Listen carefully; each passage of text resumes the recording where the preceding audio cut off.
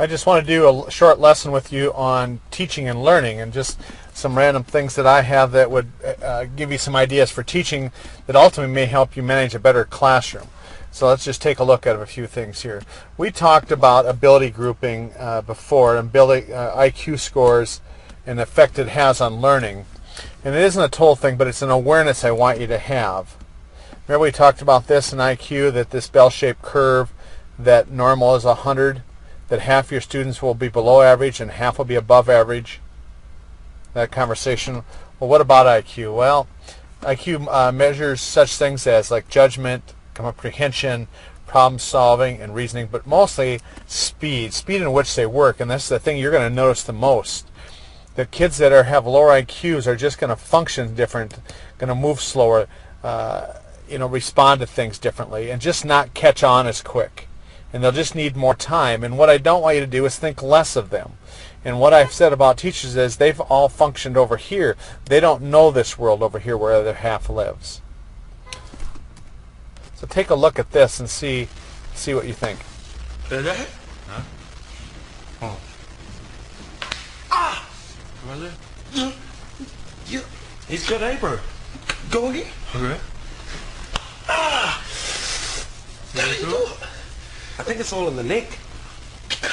Do it one more time. Oh. God.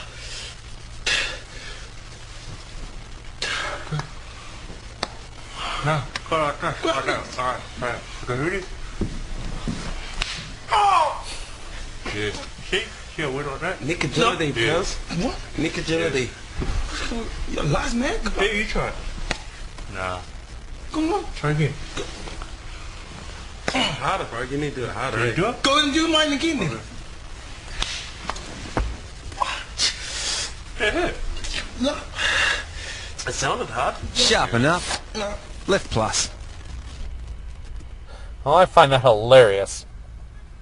And it just took a little bit longer to catch on. But here's an image of the bell-shaped curve we talked about. Like I saying, here's that 100 that splits the bell-shaped curve. And here's the part I talked about is one standard deviation each way. That 35% over here and 35% on this side.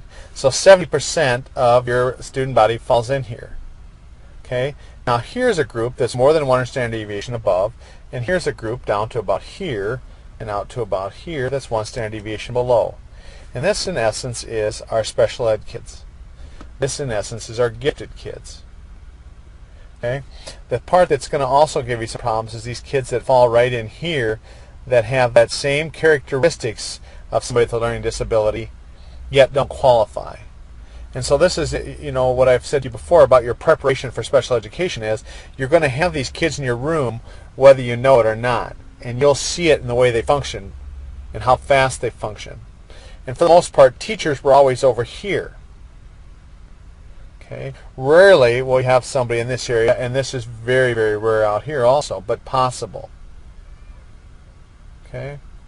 Well, let's take a look at what this means to you. Okay. In the IQ, this is very unusual. You have anybody in this area. These are mostly in institutions, hospitals, settings like that. They don't function. This group here is called severely handicapped. That they have 25 to 35. They need extensive assistance, may or may not be institutionalized, but not in your classroom. This group will be in your school, the moderately handicapped, but often not in your classroom. This is where teaching them functional things to read and learn. They recognize words, signs, and their curriculum, their school almost exclusively from the time they start school is about how to take care of themselves, how to, live independently, that type of things, even as young children. Okay, so this group here won't be part of your classroom. This group will be. Okay, they're mildly handicapped. They're below 70, so they're considered. Remember, we said 70 plus or minus is considered functionally mentally retarded. So they're mentally retarded, functionally mentally retarded, and below, and they can learn to read at low levels. And you'll teach reading instruction to them for quite some time. Certainly not in high school anymore, but early on, they'll be able to read low-level stories and comprehend and that type of stuff. And these kids are all over the school. These kids will be in your homeroom class. These kids will be in this school programs and those types of things. They'll be very mobile, very connected into the school, but not as much academically. This next group is where it starts to be in your classroom. And as we saw in our bell shape, this is considered a slow learner. If you can imagine that, between 70 and 90 is a slow learner. They can read to do math and stuff, but does not reach grade level performance. It's very hard, if you can imagine that they'll have a hard time keeping up and being at grade level. And they're just a little bit below average. This group here is now what we'd call average, or low average. But if they have excellent curriculum and instruction, they're highly motivated. And this is a big one. If they got the family support, they can reach the grade level performance. These was what I call the hard workers. Okay, that they can do it, and they maybe can catch on quickly, but they're not going to work quite as fast. They're maybe not going to be interested. That's the other thing that tends to be in these slower groups here, is they don't seem to be as interested in the stuff as you are, and the kids that do better. And so sometimes it's hard for you to find favor with them because of that. And I want you just to be very aware that the different levels of learning in your class. And then here's the high average kids, just on the other side of 100. And they're what I call the kids that blend in. They're just at grade level, possibly above. They do their work. They're on time. They're somewhat organized. And they just, at least learning-wise, they just kind of blend right in. It's this next group now that'll stand out a little bit because they're bright. They perform well above grade level. They're organized, it seems like. They're interested in your topic. They think quickly. They process quickly. They give you feedback. They do fine. And then we get up here. It's a little bit tougher. This is gifted. Qualified for the gifted program, and you may or may not have these kids in your class. Very small, very few numbers of them. And then near genius or genius from externally far above. And then we get up here. This is the Fegan range where do anything, but really about this group here, they can solve the world problems or talk a good game because they can't function sometimes. That's what Einstein was. He was really a socially dysfunctional. He was so extreme and so awkward and so geeky that he didn't have any friends, but he was so intelligent. And I don't know about you, but I've known people like this. They're so intelligent they can't function.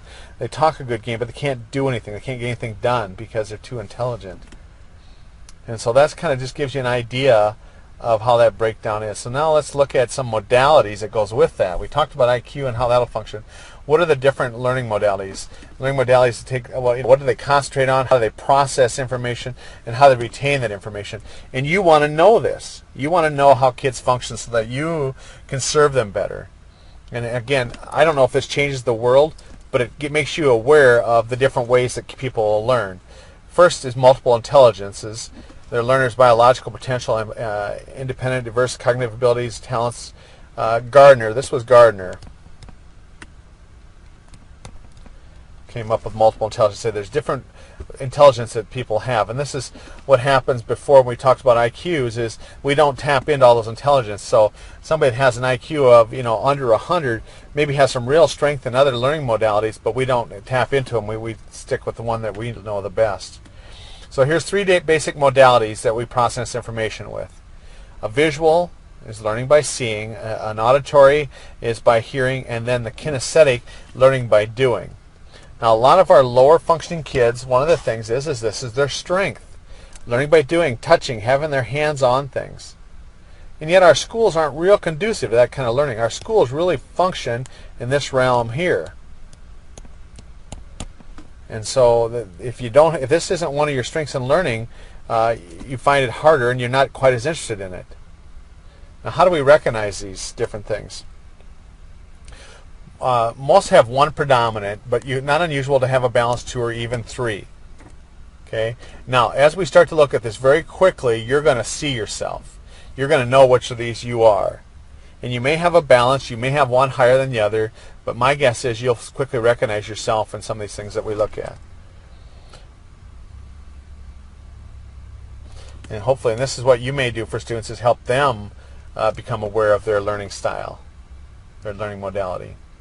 So here's some characteristics of that. First, the visual learner, their mind water during verbal activities. That we're just talking, we're discussing, we're asking questions, and they give a response, and their mind wanders. They can't remember all the verbal instructions of things we were supposed to do. Okay, and they doodle. They want their pen because they can see it. They figure that out. But how about auditory? They're easily distracted too during those visual things. Okay, visual demonstrations, because it can't follow it all. There's not enough with it. Then this person taps their pencil or foot while thinking, studying, or writing tests. Kind of a rhythmic thing. Okay, they like that hands-on. Let's do experiments. Now, of course, as soon as we say experiments, we think of science. But how do we come right across here in this? We talk about verbal instructions versus visual instructions. Well, one of the things is we give verbal instructions. We can write the steps on the board for the visual person.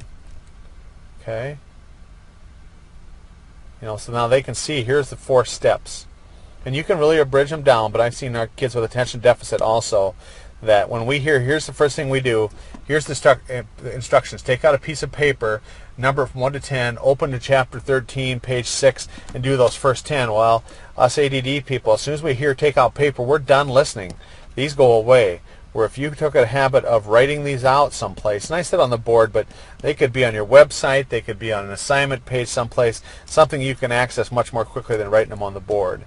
And now with the laptop initiatives, a number of places will have those types of things that you can post those things quickly. Okay, so this is the first of. Let's look at some more things.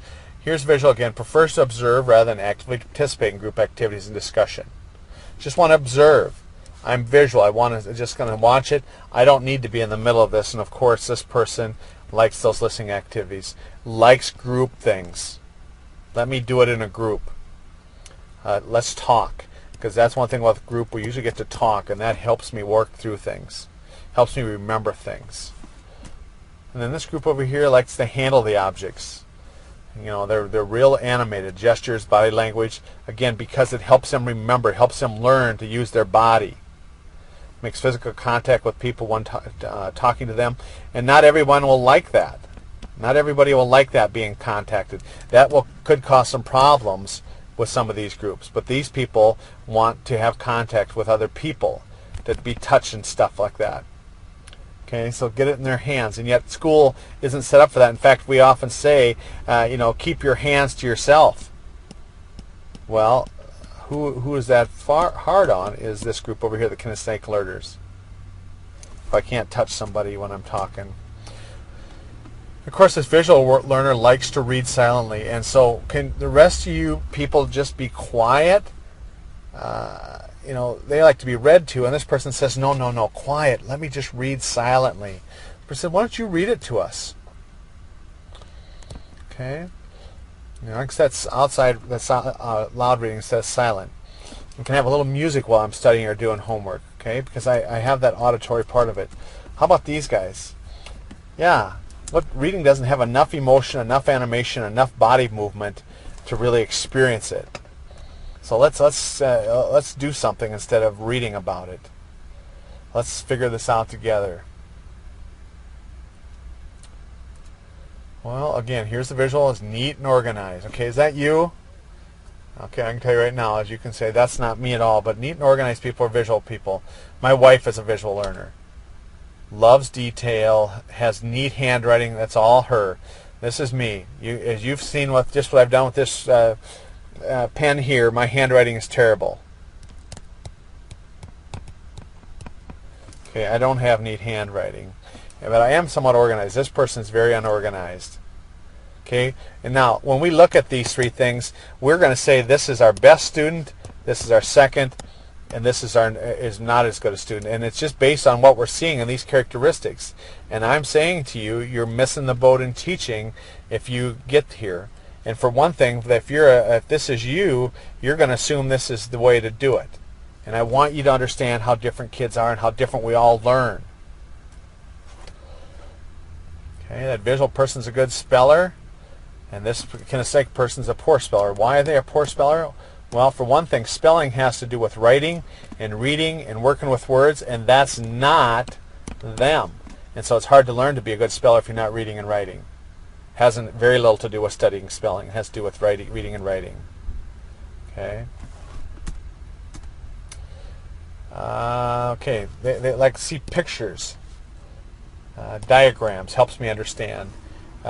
may have a photographic memory. Now, wouldn't that be nice? Wouldn't that be easier to learn if I could memorize things that I've seen and I could memorize things? This group here is more, instead of pictures, the lists and sequences to remember that. Remember faces. Okay, and this group may have trouble memorizing these lists and numbers and stuff. And of course that leads to bad grades in school if you can't memorize those spelling lists and those math facts and those dates. That's going to be a problem. Okay, and so again, this is going to lead to some learning problems. Then a visual learner here is usually quiet, shy, or reserved. Okay, because it's hard to be intuitive if we're doing that. Here, this person's outgoing again because we want to talk. This is how we'll learn talking. And this one's very outgoing. Why? Because those emotions that we don't like to hear about in school, that we don't like over here. So if you're this kind of a learner, you do not understand this need at all. You can relate a little bit here, but you do not understand that ability, that need here, that they have to express their emotions. So what's the effect of effective teaching in each of some of these here? So let's look at a little bit. It's guided imagery. Just let me look at pictures and use pictures to show me, like demonstrations on how to do it. And this one here says, just give it to me in words, honey. Just give it to me like this. Auditory tapes, reading out loud. And this one says, let's get in some place where we can touch things and handle things. And also use our emotions, our body. Act out scenes, role playing. And again, not too often is this thought of very well in schools. We can do it, but often the teacher's not comfortable with that. Now, where you'll see this, and I've seen student teachers do this, is if this is their learning style, they do lots of this because they understand learning. But they've got a couple groups here that aren't too thrilled with that type of learning. And the big thing is, don't get stuck in just one area of teaching. Make sure that you can move around with your teaching and do different things. This one, visual, likes copying and notes, and like taking notes. Now you can imagine this one is not going to like that, but this one here loves to take notes. They have nice handwriting, they're organized, they visual memory, they'll memorize those notes, they'll do great that way. That's the way schools are set up.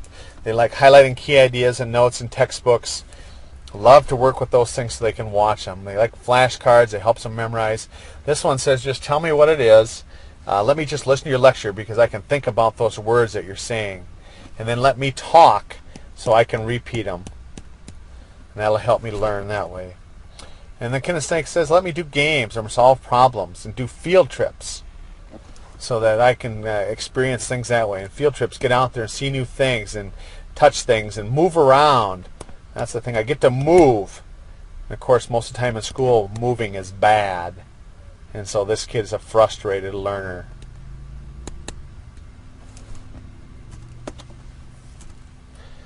The visual learner likes color codes and diagrams and photographs and charts and graphs and maps, film strips, movies, TV, and mind maps and acronyms. The auditory learning says, let me have rhythmic sounds and poems and rhymes and word associations and group discussions in music and lyrics and even the TV.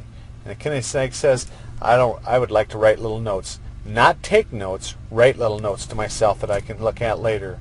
I like to make lists of things to do and things how they work and the order. This has to do with order. Put them in order. Props and physical examples. Associating emotions with concepts. Like I say, how it made me feel. I heard a speaker one time, how does it smell?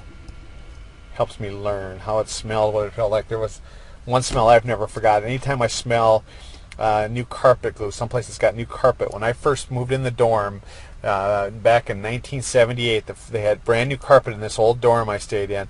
And from this day, when I smell carpet glue, because that smell stayed there the whole year, every time we come on the floor, we could smell carpet glue. And to this day, if I smell carpet glue, it takes me right back to that dorm in 1978.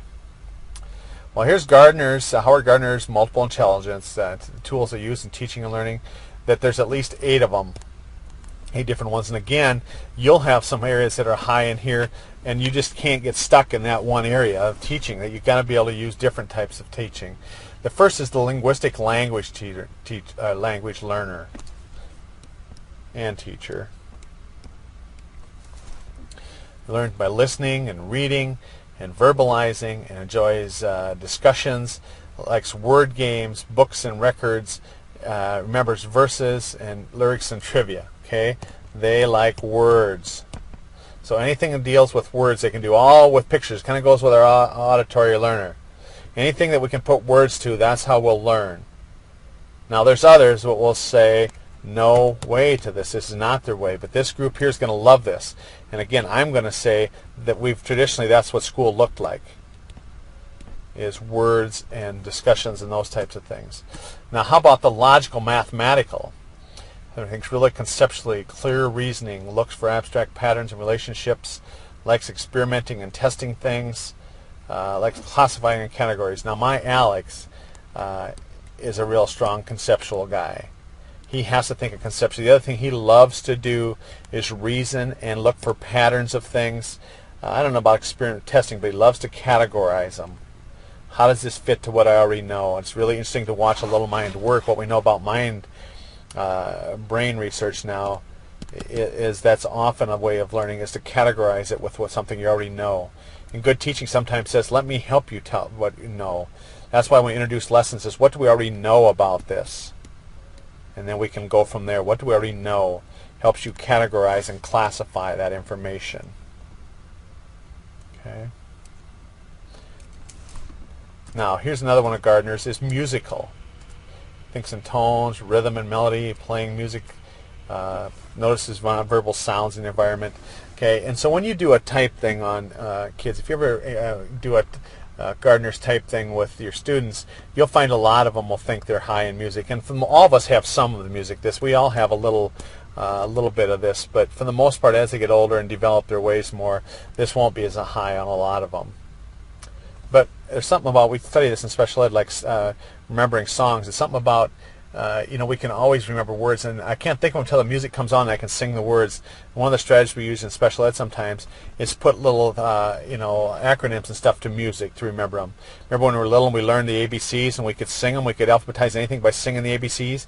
That fits into this. Okay? And so you want to be creative, and you got heavy things for kids to remember, help them develop a little jingle with it. And that'll help them remember them. And you'll be surprised, years later they can still remember the jingle because of this music thing. Now, with that, let me give you some advice that you're not asking for about music in your classroom.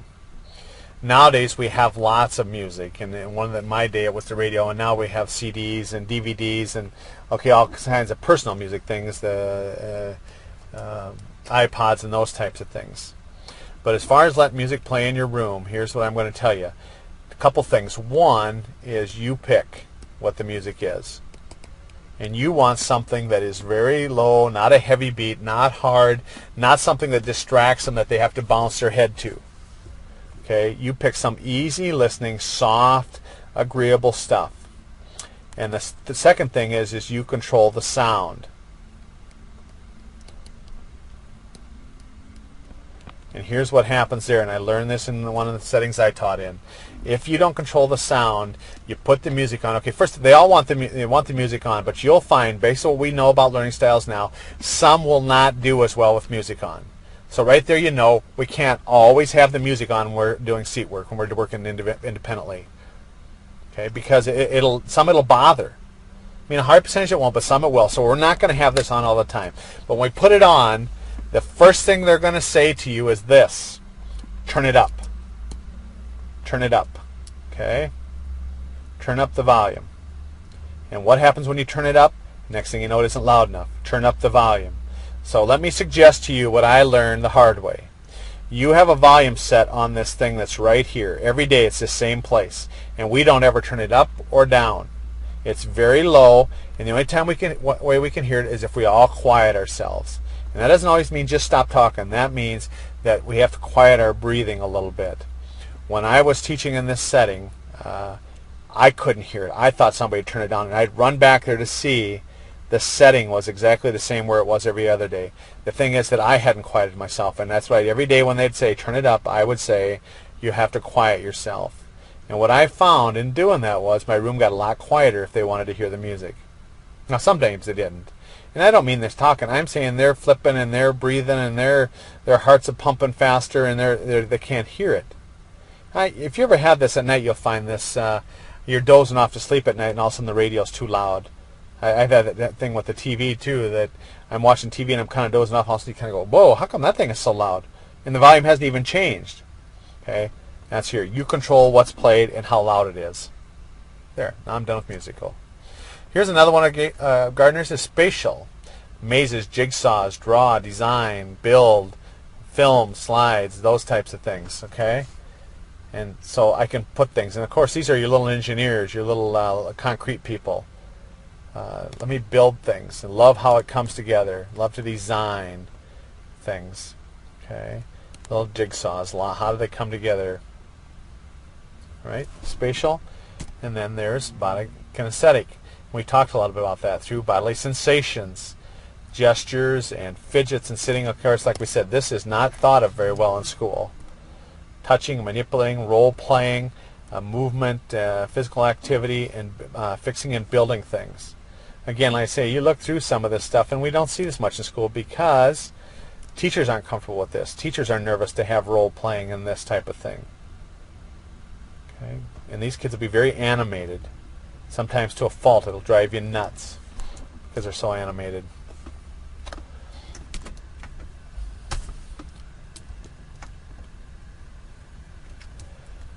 Let's talk at interpersonal. See if you know this group.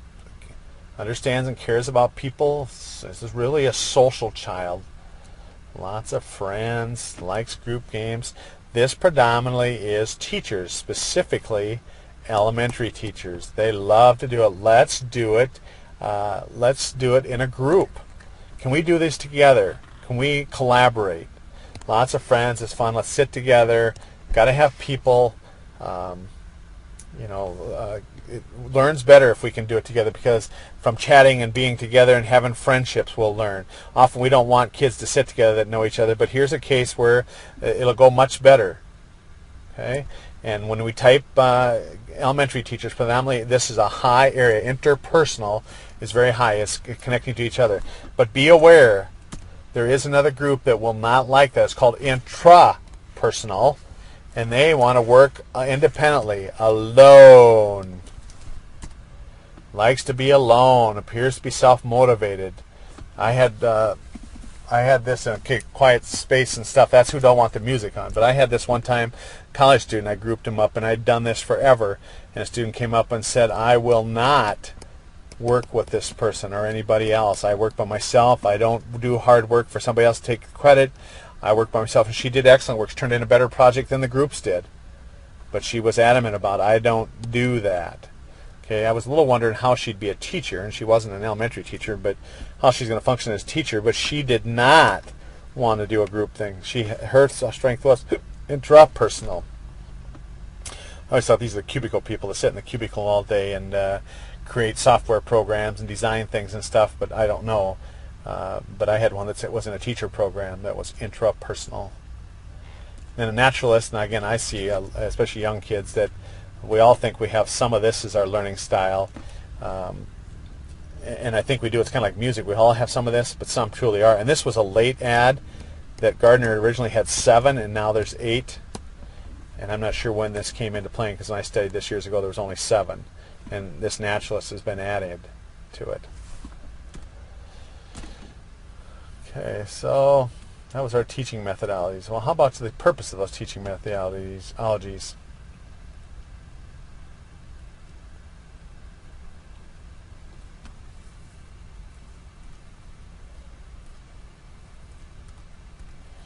Okay, do you recognize any of these? And here's why I'm putting these up, because there's going to be times when you're a little stagnant in your teaching, you feel like you're doing the same thing over and over, and you're looking for new ideas. You get these notes out again and come back and look at this list of things and see if you can make a little change up in how you're teaching and how you're delivering instruction. Let's just very briefly take a look at each of these. Okay. Now, direction instruction is this. you give the students something to respond to. The students, you tell them exactly what to do and show them how to practice and direct them in their practice. And even especially verbally, we often do have a model that teaches reading this way. That, for example, I'd say like this to the class: I directly instruct them how to do this. Class, the word is help. Class, what is the word? And the class says together, help. Again, in the class, help. And they get to do what we call choral response. And they learn from that.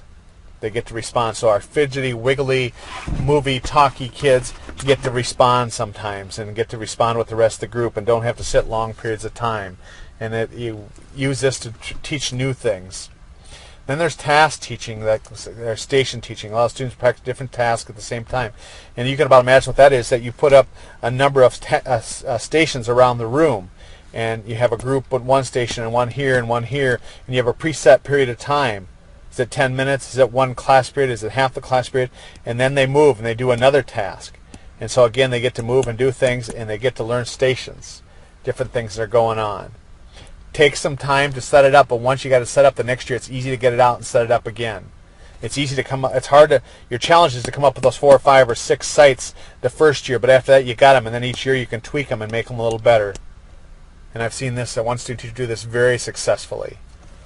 Use this. Then there's called guided discovery, and that's to ask the students questions that allow them to solve problems. This teaching method is designed to make students think about a problem. And there's a group of students that will like this very much. Others will say, tell me the answer. Tell me what you want us to do. I find this sometimes with teachers, especially elementary teachers, is don't make me think. Just tell me what to do and I'll do it. Okay? And mostly I think that is because they haven't been taught to do this discovery like this. And then there's this cooperative learning group. And this is from group interdependence. Okay, don't be fooled by the word group. You're in a group, but we have individual responsibilities in that group. So some people will put them in a group and say, I'm doing cooperative learning, but cooperative learning is this. We have individual tasks. We have 4 people. Each of us have assigned a job to do. Okay, and that job might be, like one could be the timer. And this person could be the writer. This person can be the reporter. And this person could be the researcher. I have another one. This one here, it does the drawing. So how many you have in a group? Everybody has a job. And then you get 2 grades on this, every project we do together. One is our individual grade, and then one is the group grade. And what this does, it fosters this interdependence, but also that it's easier to include somebody that isn't as fast and quick and smart as us. They can have one of these jobs that don't take quite as much rigor. And yet what I've seen is then we encourage these people, where before, when we said group work, we had one real smart whippersnapper that just made sure this all happened. So we all got a good grade. Here we can't do that. This person can't do their job. Do the job for somebody else. Everybody has to do their own job. This is called cooperative learning. You have a lot of fun with it. Again, it takes some real thinking to set it up, but the next year you've got it all set up. You've already got your different jobs. And different projects will call for different jobs. Okay. Cooperative learning. And then there's convergent inquiry. Encourages students to discover the same answer to a number of questions the teacher asked. And I see these more as science, social studies type things. And then here's one, divergent inquiry. Presents a problem, encourages students to find as many answers to a problem. How do we reduce smog or reduce pollution? Okay, students run with that, and you're going to get a lot of different things, and yet all make sense, and kids will have fun. And you take a divergent thing like this, and now you do a cooperative group with it, and have somebody that's reporter and those types of things. That's how you do that. Now, how do you do that in writing class, in English class? You have them write about reducing pollution. You have them do a writing project. How do you do it in math? You do a thing about how much they're going to reduce it by in numbers and stuff. A divergent inquiry in those. And then child design is kind of is a concept that's a little bit different. I saw this. My kids went to Montessori when they were younger, and I saw it there. Montessori they have a great big center, here, and there's all kinds of activities all the way around the room. The kids are sitting around tables in here, and the child just has the freedom to pick whatever activity they want and go back to their table and work on it. And when they're done, they put it back and they pick another one. And there's some guidance from the teachers to get around and try, because each area of the room represents a different skill. But the kids get to pick, and it was really kind of cool. And that's what anytime child design is. They get to pick how they're going to do it. And again, it comes back to maybe even Divergent is you figure out how you want to do this project, how you're going to solve this. And there's peer teaching, and that's when one teaches another. And one of the things that this is built on is you don't know anything about anything until you've taught somebody else. And so peer teaching is one teaching another. And I saw this really effective for like drill and practice or review is, one is the teacher and teaches this one about something. Now this doesn't teach the same back. This one teaches somebody else something else, or however you want to set that up. But peer teaching can be very effective for review and that type of thing. And then constructivists, this came on the scene about 10, 12 years ago, and I know we used to have a professor here that functioned this exclusively, taught every single one of his classes in this way. And that is, the students learn by fitting new information together with information they already know. Okay, and so when they would do that, as a teacher, you help them figure out what they already know, and then go from there. And again, you Google constructivists, and you'll get more hits than you can possibly look at. How do we choose that effective teaching method? Well, here's a little idea. The direction instruction really is for a new skill. If I want very specific information I want them to have, and task teaching is really for practicing a skill students already have learned. This is where you want them to review, and they're kind of bored at the subject. You switch up a little bit, something like that. And this inquiry will stimulate that thinking we talked about. Peer teaching, cooperation and plastic, cooperative learning, that group relation skills is so important, especially middle school kids. Then child design is creativity and inventiveness, can really bring that out in them. But ultimately, what you're after is this, and that is a graduate. Okay. That was teaching and learning.